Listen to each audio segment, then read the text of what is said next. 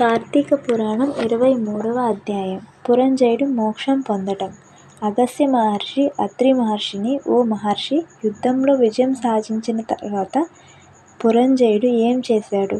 ఆ తర్వాత జరిగిన కథ ఏమిటో కూడా నాకు వివరించండి అంటూ అడిగాడు.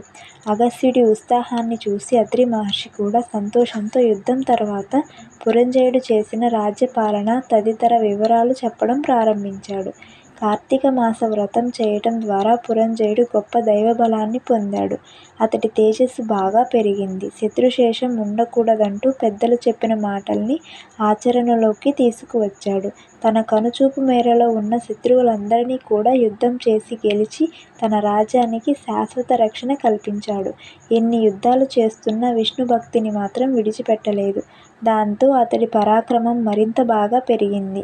సత్యదీక్షాపరుడిగా, పవిత్రుడిగా, నిత్యాన్నదాతగా మారాడు. వేదశాస్త్రాల్లోని విషయాలన్నీ తెలుసుకున్నాడు. వాటి ప్రకారం తన జీవితాన్ని తీర్చిదిద్దుకున్నాడు.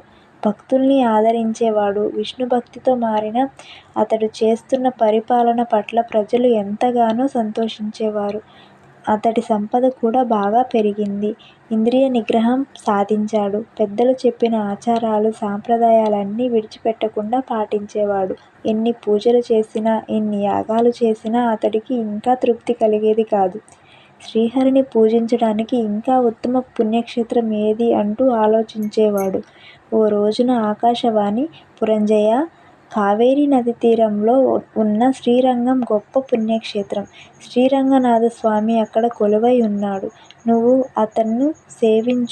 ఆయన్ని సేవించు అంటూ పురంజయుడికి చెప్పింది. ఆకాశవాణి మాటలు విన్న పురంజయుడు ఎంతో ఆనందించాడు. కొంతకాలానికి శ్రీరంగం చేరుకున్నాడు. అక్కడ స్వామిని దర్శించి అమితమైన ఆనందాన్ని పొందాడు.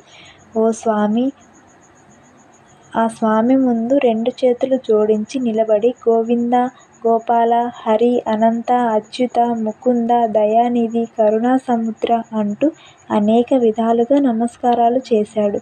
స్వామిని దర్శించుకున్న ఆనందంలో ఎంతో ఉద్విగ్నానికి లోనయ్యాడు.